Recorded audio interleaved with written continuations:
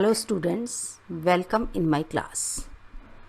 इस चैप्टर में हम अब तक पढ़ चुके हैं व्हाट इज़ एनवायरनमेंट। ये पढ़ा ना, जो पीछे वाला लेक्चर था उसमें हमने ये आपको बताया कि एनवायरनमेंट क्या है। तो अब सब बच्चों को पता लग गया एनवायरनमेंट क्या है। और दूसरी चीज़ हमने पढ़ी थी कि एनवायरनमेंट चेंजिंग क्या चीज़ है। तो अब सब बच्चों को क्या ये चीज़ें समझ में आ गई कि एनवायरनमेंट क्या है और एनवायरनमेंट चेंजिंग क्या है।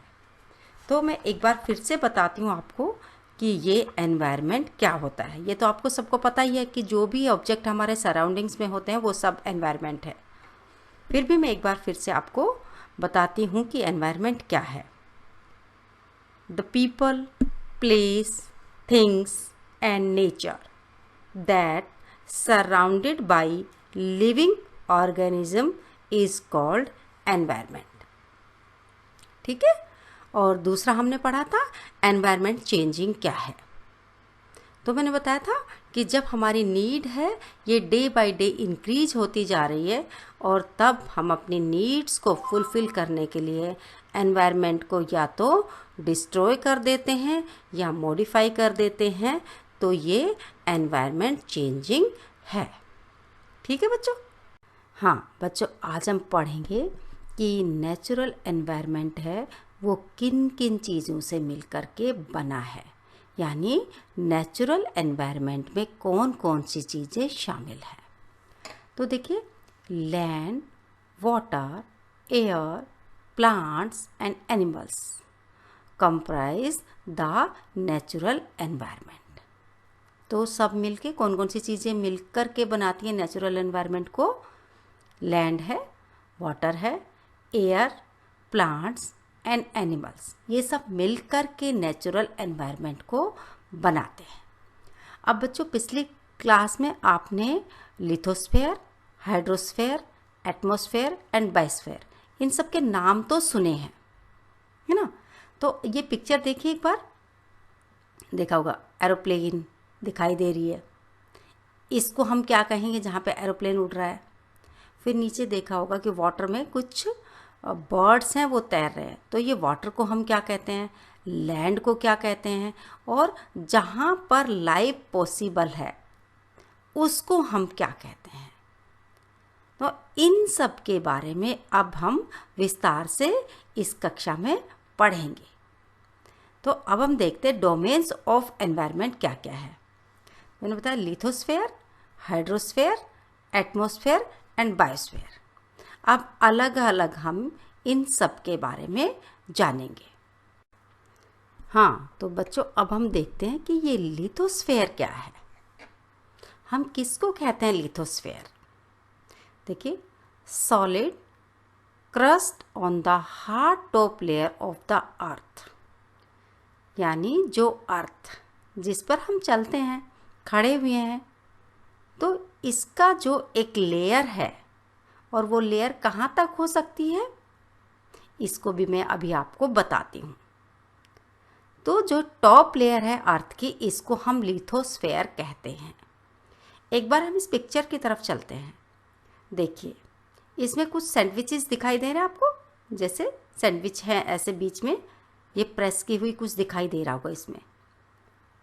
देन जो ऊपर वाला पार्ट है इसको हम कहते हैं लिथोस्फेयर।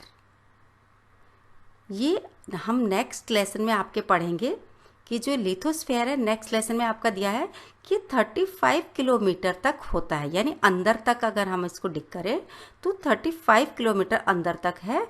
वो जगह को हम कहते हैं लिथोस्फेयर। वहाँ तक के हम एरिया को लिथोस्फेयर कहते हैं। तो पिक्चर से पे आपको समझ में आया है कि लिथोस्फेयर कहाँ तक है, और ये देख लीजिए यहाँ पे लिखा हुआ भी है कि ये लिथोस्फेयर है। तो अब ये लिथोस्फेयर में क्या क्या चीज़ें आती है। एक तो मैंने बता दिया कि जो टॉप लेयर है अर्थ की उसको हम लिथोस्फेयर कहते हैं, और ये किन किन चीज़ों से बनी होती है। Made up rocks and minerals and covered by a thin layer of soil, यानी रॉक्स इसके नीचे आते, मिनरल्स हैं, और ये थिन लेयर सॉइल जो ऊपर आपको मिट्टी दिखाई देती है इससे ये कवर हुई है। अब है lithosphere consist of landforms such as mountains, plateaus, plains, valleys, etc. Lithosphere is a domain that provide us forest, grasslands or grazing land for agriculture and human settlement. It is also a source of mineral wealth. अब आपको ये पता लगा होगा कि lithosphere क्या है। Picture से मैंने समझाया कि लिथोस्फेयर कहाँ तक कि हम इसको लेयर को लिथोस्फेयर कहते हैं, ये आपको पता लग गया। अब इसमें क्या होता है, रॉक्स भी होते हैं, मिनरल्स भी है। अगर हम डिग करेंगे तो नीचे मिनरल्स निकलते हैं और इसके ऊपर एक थिन लेयर सॉइल की होती है। अब लिथोस्फेयर में क्या क्या होता है, लैंडफॉर्म्स होती है। लैंडफॉर्म्स में हमें क्या होता है, माउंटेन्स यानी पर्वत होते हैं, है ना।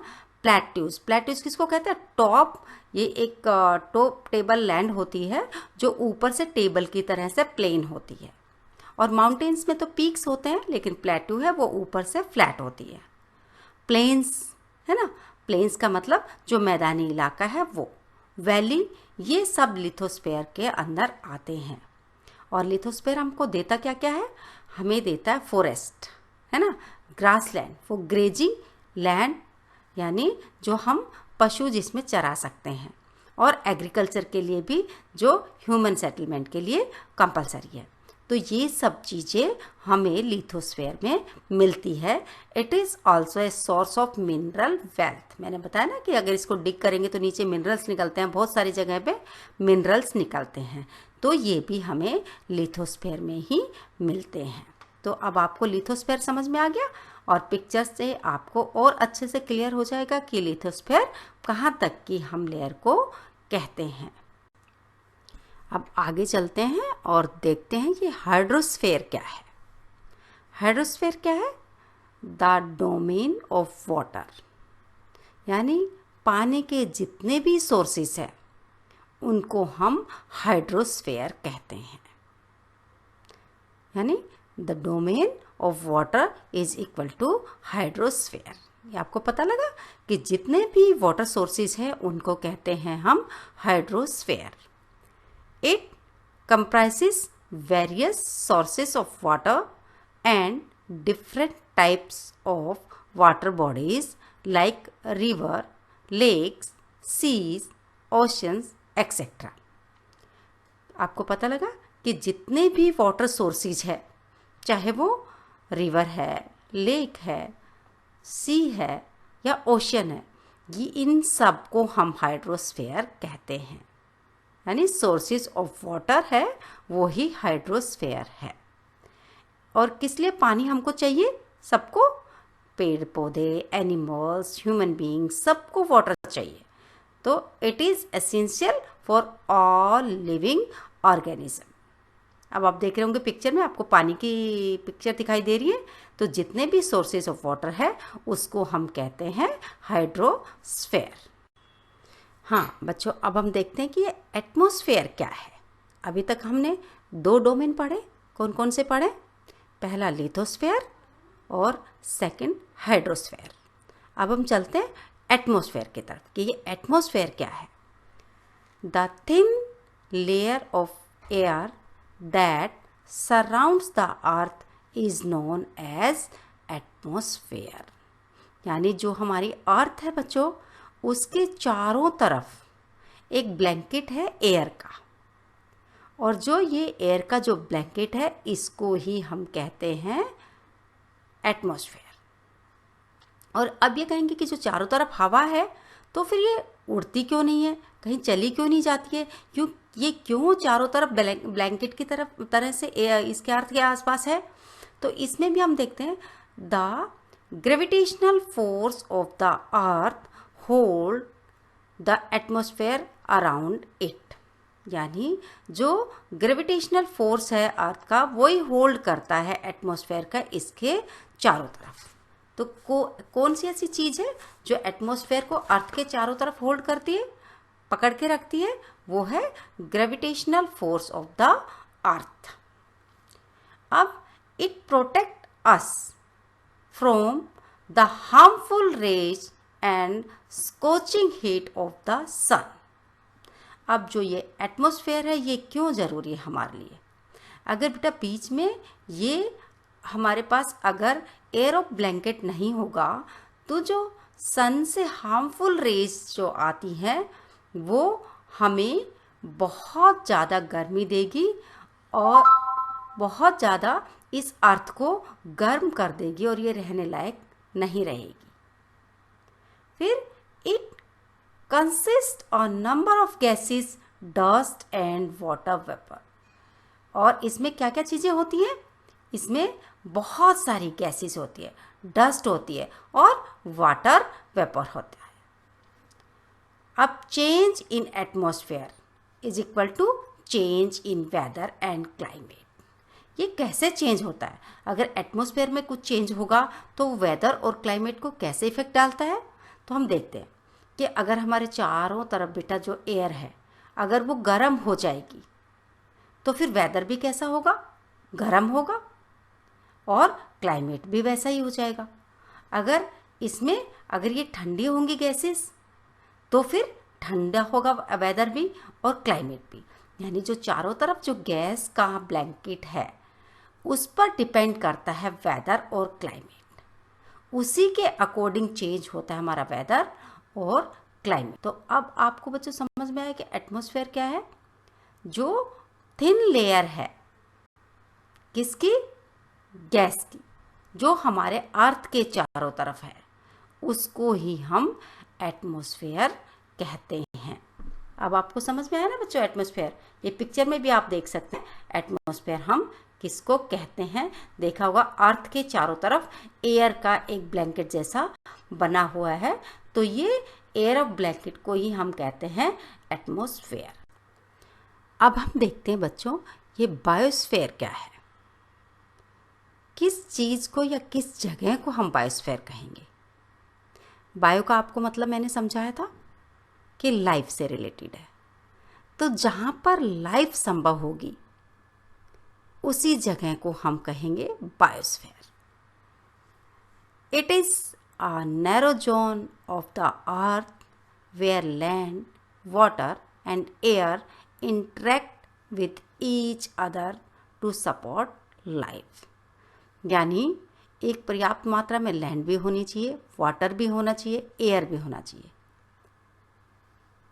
और ये जो तीनों चीज़ें इंटरेक्ट करती है अर्थ पे उसी जगह पर लाइफ पॉसिबल हो सकती है ना।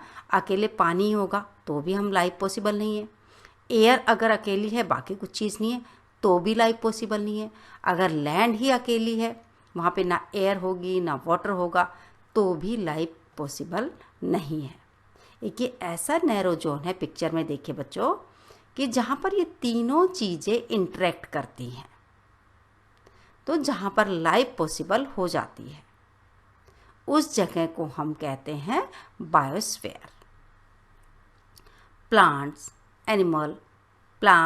And animal kingdom together make biosphere और द लिविंग वर्ल्ड। आप समझ में आया कि बायोस्फीयर है क्या चीज़, है ना। किस एरिया को हम बायोस्फीयर कहते हैं? यानी जहाँ पर लाइफ पॉसिबल है।